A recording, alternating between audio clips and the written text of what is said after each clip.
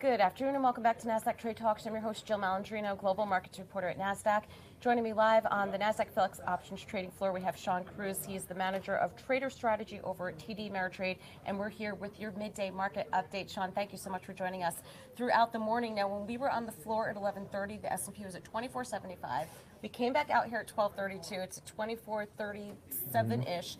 Now at 2449. This is within a span of less than an hour. You know what? It makes sense when you're seeing what's going on with the markets, all the uncertainty we've had, and that is both from domestic growth expectations, global uncertainty. You have the Fed getting in the mix there. Now we have the government shutdown. You're going into a weekend where there's potential for more headlines coming out. I'm expecting quite a few headlines this weekend. It makes sense that you're not really seeing anyone want to step in and be an aggressive buyer in this market, and I think that's contributing to a lot of the intraday volatility. So I expect this to play out. And we were just talking about if you're a trader trying to play these intraday swings, it's going to be difficult. But think of with us being at quad witching, if you were trying to flatten out your book, or you're trying to get ready for the close today, we have so many of these contracts expiring at the same time, that is also going to, I think, contribute to some of these intraday swings, and it'll be very interesting to watch the close to see what the price action's like around the close today. I mean, I'm finding a really hard reason to want to buy anything over a long weekend. You have a half day on Monday, you're off on Tuesday, Wednesday, Thursday, Friday is going to be a ghost town. Then we have New Year's Eve that Monday, off that Tuesday. No one's going to be back on the desk at least end of first week of January, second week of January, and there's so many outliers, like you had mentioned before. It's really finding a hard reason to buy right here. I think so, and I really think that if you're really going to look at maybe very long term, if that's your investment horizon, then you may be able to find some sort of opportunity to buy some of those names that you've been watching. But the only problem you might have with that is now you're seeing the long run expectations for growth really start to move around quite a bit. We've seen the Fed come in, dial down to 2.3%. The Fed President Williams came in and said they're looking at 2 to 2.5%, which is a pretty sizable range. So if you're even a long-term investor and you're trying to get an idea of what the outlook is for some of your companies, you have an uncertain growth outlook that you're trying to figure out some sort of an interesting valuation level for you. So that even makes it difficult for some of the longer-term investors to want to come in and buy this dip. Well, it's really tough, too, because what you're seeing happening within the stocks versus the economy, it's two very different stories. We were talking about retail stocks before, which are getting hurt just along with the rest of the market. But when you see consumer data come in, holiday spend has been really good so far. I think 4.2%, and that's in line with expectations. That was, and that's what we saw from November. And we were talking about earlier where Hanukkah falls in the calendar can actually impact that. This year, you mentioned it was December 4th? Yes. I think it was Monday, December 4th, but next year, because I'm doing my 2019 planning, been working on this all week, it's December 22nd, which is right next to Christmas, right? I think it's a Sunday or Monday, then you have Christmas. You are going to see a significant influx of holiday sales, and Thanksgiving is late too. It's November 28th, so it's a smaller chunk of time that shoppers have to go, but you literally have 1 week, one weekend for all of that last minute shopping. Yeah, and I think what you saw in that November strength may have been a little bit of pull through ahead of the start of Hanukkah being at the very beginning of the month. So I think that'll be something interesting to watch in how that plays out for the December sales. We've seen some headlines out this week about there already being a lot of returns driving volumes for the shippers, and I think that could be because we're getting through the Hanukkah period. You're starting to see some returns maybe on gifts that were given out during that time period, but it's certainly going to make for an interesting December from a retail standpoint. But right now it just looks like investors are not wanting to come in and aggressively buy this market, and that makes sense. You're also seeing the VIX up at 27, 28.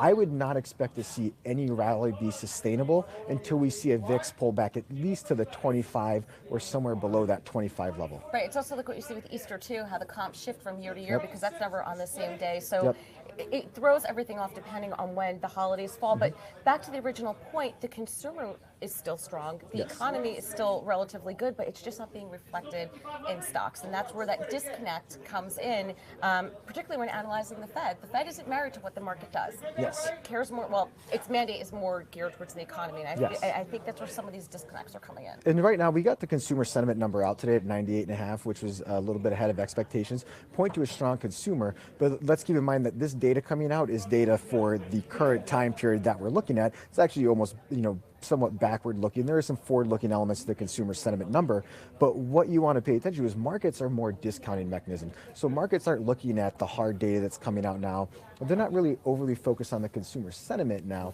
What they're looking at is what they expect that data to look like in 2019, what they expect it to look like in 2020, and they're pulling that back and pricing that in right now. So I think that's what's really driving a lot of the volatility today. It's just a lot of uncertainty in terms of what the growth outlook's going to look like, not only even in 2019, but 2020 and beyond. All right, speaking of the consumer, let's talk about TD Ameritrade clients, all 11 million of them. It's Yes. a nice sample set right there. Top 10 tradable stocks for the year. And that doesn't necessarily have to mean buys or sells. It's trading action and volume. Yes. Is what you're looking at. No surprise, Amazon #1. Amazon's seen a lot of volatility this year, and I think that's really indicative of the FANG index itself, where we've seen a little bit of divergence within the FANG. So you kind of saw the more data-driven FANGs like Facebook and Google take on their own unique risk, and they kind of diverge from maybe the ones that are a little bit more consumer-oriented, like Amazon, like Netflix, but certainly see a lot of volatility out of Netflix. Right. You see, or, I'm sorry, out of Amazon. out of Amazon. And then you have GE on there, you have a FedEx on there, some of your bigger economic benchmarks, if you will. Yes. Tilray, that was kind of a surprise. But then again, TD Ameritrade traders like to trade, so it's no surprise. And that's been a really active name. Tilray, I mean, the entire marijuana industry was something that really got lit up here It's like in the crypto, second so half. 2017, and weed is like the big thing for 2018. That was something that was really interesting. And what was also interesting about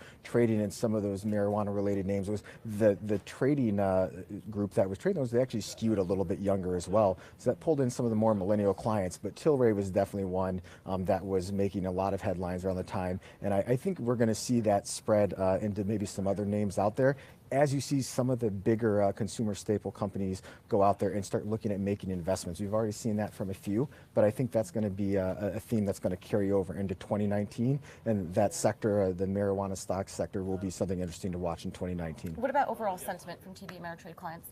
You know, we've seen clients coming in, and they have been using some of these pullbacks as buying opportunities. And as we're starting to see this divergence in the sectors, where you see a little bit of a rotation in and out of sectors, one sector rises, the other one sells off. We've seen our clients rotate in and out, almost like a professional trader, where one sector sells off, the other moves higher. They'll take profits in what's moving higher, rotate into the sector that was pulling back, and then when that starts to reverse, we see them start to take profits and then rotate in. So it's been a lot more of an interesting trade, and I think that's something that makes sense when you've just seen the back and forth nature of these markets. It's something that traders almost come alive for. Well, an encouraging sign that I see when we had JJ on a couple weeks ago for the IMX rating that we do monthly, there might have been some dialing back from equities, but investors want to remain invested. They do. So whether they're looking at a different asset class, fixed income, of course, which we think is going to be a big story for 2019, they want to be somewhere within the markets, not necessarily just be on the sidelines with cash. So I find that to be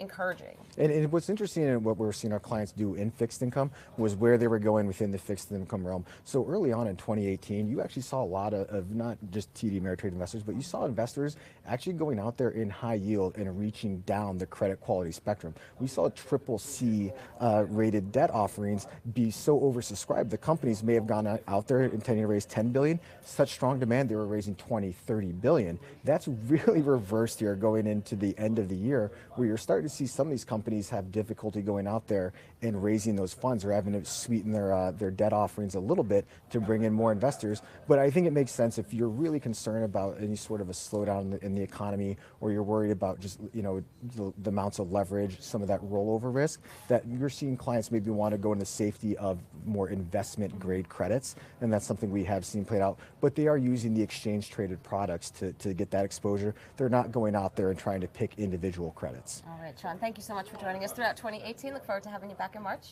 Absolutely. 2019. And thank you for joining us. I'm Jill Malandrino, Global Markets Reporter.